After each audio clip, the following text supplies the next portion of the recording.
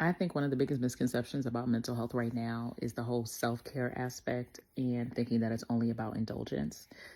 I can't stand the fact that so many companies have decided to monetize self-care and only focus on the indulgent aspects of it. And self-care can very much be indulgent for some individuals. It can be a manicure, it can be a pedicure, it can be a massage. But by doing that, I have found that it has isolated individuals who think that it doesn't apply to them. And here are some ways that self-care applies to me that is not indulgent.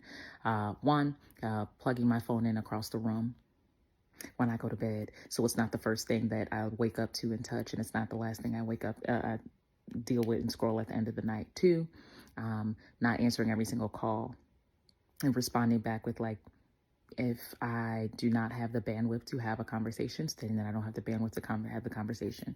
Three, saying no to things I don't want to do and deciding whether or not I want to explain it and deciding whether or not I do want to explain it. It's always wild to me for individuals who state they want you to do something, you say no. They say, why? You say, because I don't want to. And they'd be like, that's wild. It's wild for me to not to do something that I don't want to do. Another way, self-care, financial self-care, setting a budget. Financial self-care was setting a budget and stating that I don't want to be sitting here at the end of the week thinking of meals that I shouldn't have bought. Oh man, that meal wasn't even that good. That's because I went over my budget, and now I'm over here thinking about looking for receipts of stuff I can return. Health self-care, not drinking caffeine after 4. And honestly, the time should be 2, but I'm a work in progress. All right. Educational book self-care. I don't read trauma after trauma after trauma. I do have light reading. When I talk to people about, when I work with activists and we discuss the aspect of resistance fatigue, because a lot of activists are struggling from resistance fatigue, I tell them to eat a cookie. And they'd be like, Dr. Martin, what you mean eat a cookie? I mean, metaphorically and physically, eat a cookie and don't regret that cookie. I don't even go with the aspect of what's your guilty pleasure. None of my pleasures are guilty. I enjoy every single aspect of it. Working on losing weight because lately I've been eating my feelings, and I got a lot of feelings, and I enjoyed every pound. Now we got to get back to what we got to get back to. Eat a cookie meaning don't always ingest aspects of trauma. Eat a cookie meaning if you want to watch trash TV, watch trash TV. Eat a cookie meaning eat the freaking cookie. It's hard to rage against the machine all the time. I read for a living. I look at the African diaspora, Black identity development, and come across significant hard topics. So I'm a take a break at times. I'm not going to read 1619 and then on the come up, and also stamped from the beginning back to back to back. I'm going to have a palate cleanser. There are certain authors that will always be my mental health, just palate cleansers. J. California Cooper, for one. You know, eat a cookie. But I will never forgive these industries for very much isolating individuals, showing what they think self-care should be, making it indulgent and only indulgence, and not talking about the fact that sometimes self-care sucks. It sucks not eating that. It sucks not buying that item that I know I'm going to want, but I need to have some discipline to buy later. It sucks saying no to things because I know it's past my bedtime and it's going to make me feel crappy the next day. It sucks making choices for myself sometimes that I know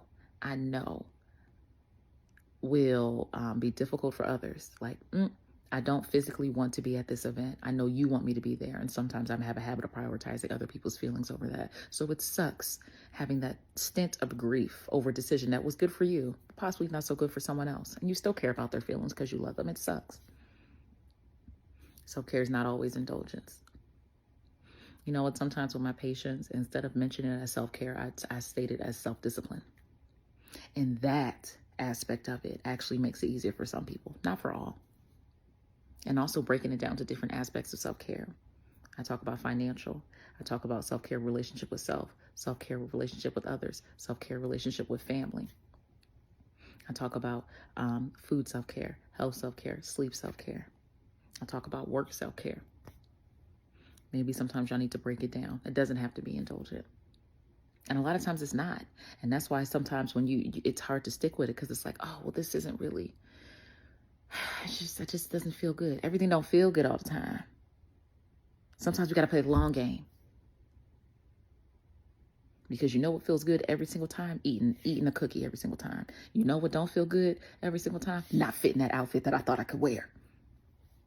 Yes, you can buy a bigger outfit.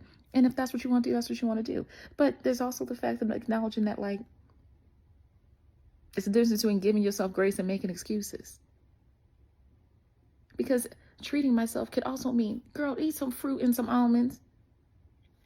It ain't always got to be a cookie. Treating yourself is also being like, I deserve that iced coffee. You also deserve, yeah, you do deserve that iced coffee. Have you noticed the fact that you have been drinking more coffee and caffeine? It's been impacting your sleep and you're not sleeping as much? Don't you think you also deserve some rest? This is a longer one. If you made it to the end, thanks. Also, here's a tip to tell me if you made it to the end. I'm coming out with a blog, and a lot of people don't have titles for their blog, but I kind of want a title for my blog. What do we think? I was thinking Mental Health Maverick. That's not a title of a blog.